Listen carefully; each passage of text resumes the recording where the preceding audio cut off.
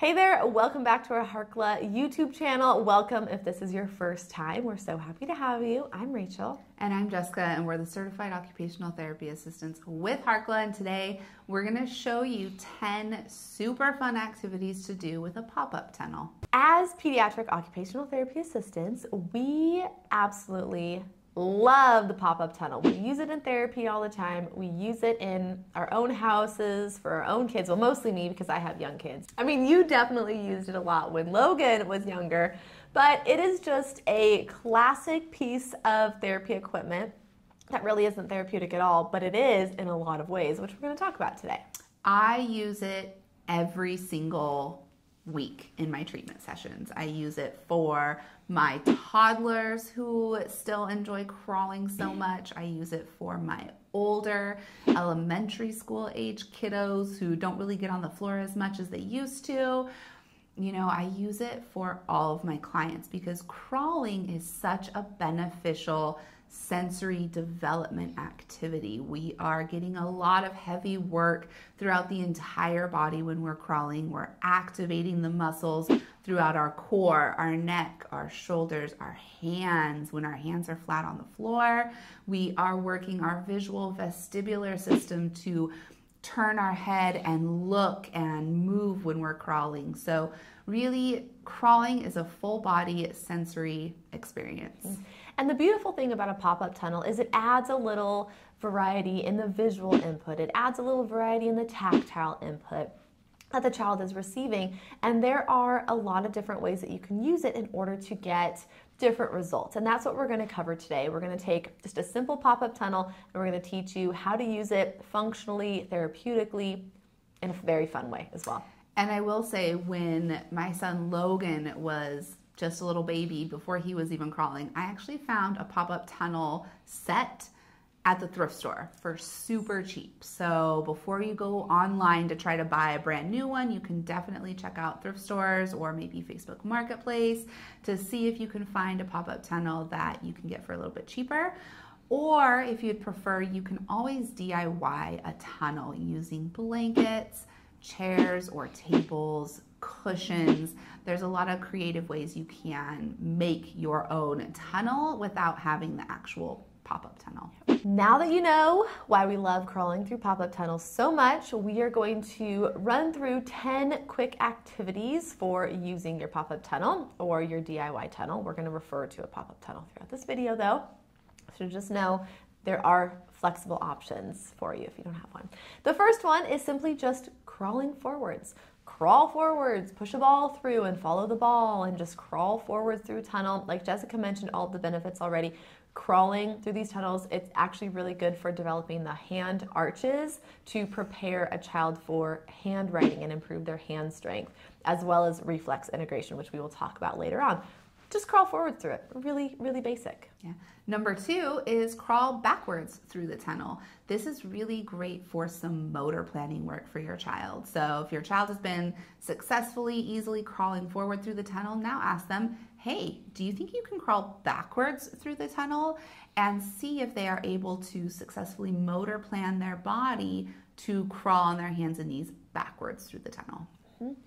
Number 3 is to use some clothespins, some large clips, some chip clips, and clip items to the pop-up tunnel.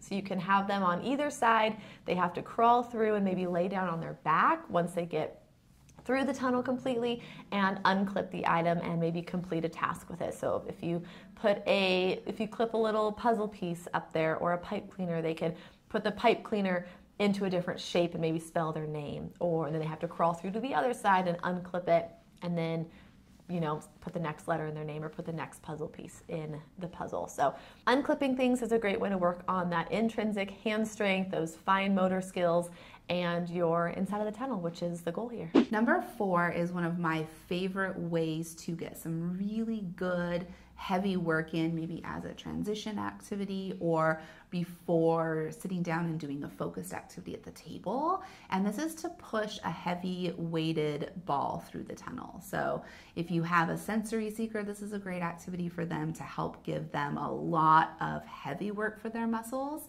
So you're gonna need a heavy weighted ball. You can use like a 5-pound weighted ball, maybe you have a heavier one, and just have your child push it through the tunnel for some great heavy work.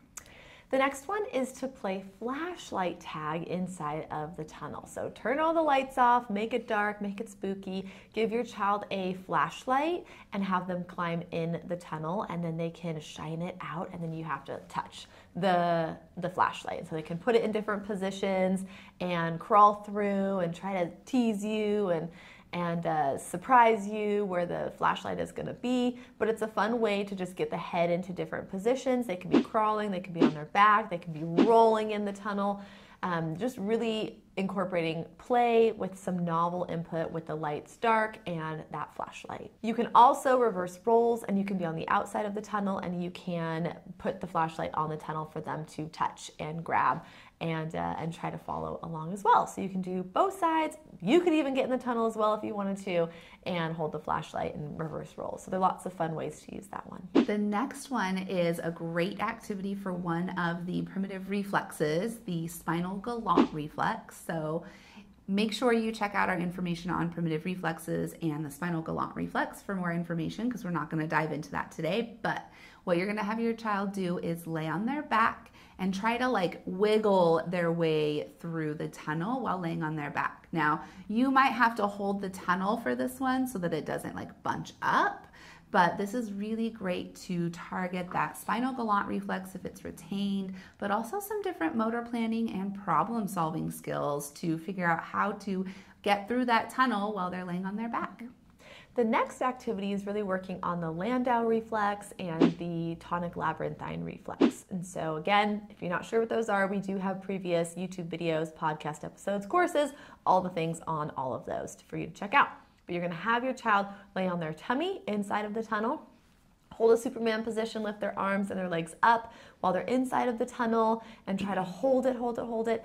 And then that works on the TLR. And then to work on the Landau, you're going to have their legs stay on the ground and just lift up their arms and their head, holding them up, and see how long they can do it. Again, that novel visual input, just the novelty of being inside the tunnel is really fun for them. The next one works on a primitive reflex called the STNR, which is the symmetrical tonic neck reflex. We will link information for this reflex below in the description.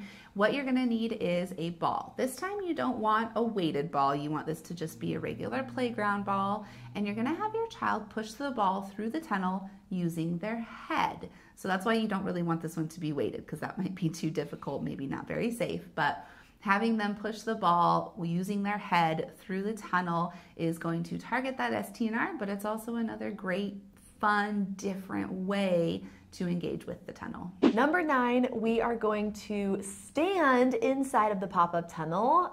They're super lightweight, and your child can stand and kind of hold it with their arms while they're inside. And then we can set up some different targets, different obstacles for them to hop to. You can set up little, you can use painter's tape and make shapes on the ground, and they have to hop into the shapes.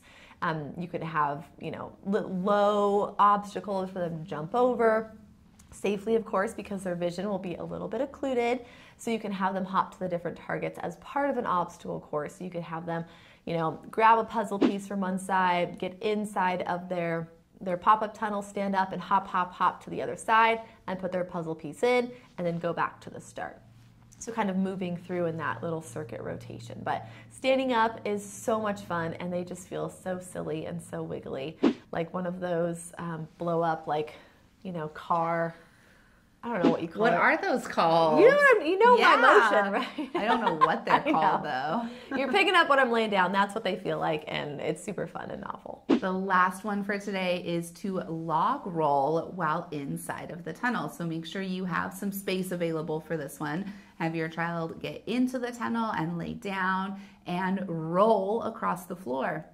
When we do rolling activities, we always recommend rolling both directions. So if your child rolls all the way to the other side of the room, make sure they roll all the way back to where they started from. And then because this is a very alerting vestibular-based activity, rolling is that rotary vestibular input, can be very alerting or even overstimulating. Make sure you follow it up with some heavy work, some proprioceptive input. So you could combine some of these activities. Maybe they do their log rolling in the tunnel, and then they have to push the weighted ball through the tunnel. Then they have to roll all the way back, and then maybe they stand up and do their hopping while in the tunnel. So you can actually combine a lot of these activities for a full obstacle course or sensory circuit. Yes, so there are your 10 activities. Take one and try it today. Let us know how it goes. Like this video, leave us a comment below once you try it and how it goes. And we're super excited to hear how much fun you have with these. Make sure you subscribe to our YouTube channel so you never miss a new video. Make sure you're following us on Instagram. We are at Harkla_family, as well as at All Things Sensory Podcast. And make sure you're listening to our podcast, All Things Sensory. We do have everything linked below in the description. So anything we talked about and you're like, what, huh? I want to learn more about that. Then you can check that out in the description. We'll have links and everything. Make sure that you check out just all of the free resources that we have to offer. We are truly obsessed with the sensory system, primitive reflexes. We love teaching you just everything you need to know about the sensory system and primitive reflexes. So soak up all the knowledge, and we will plan on seeing you next week for another video.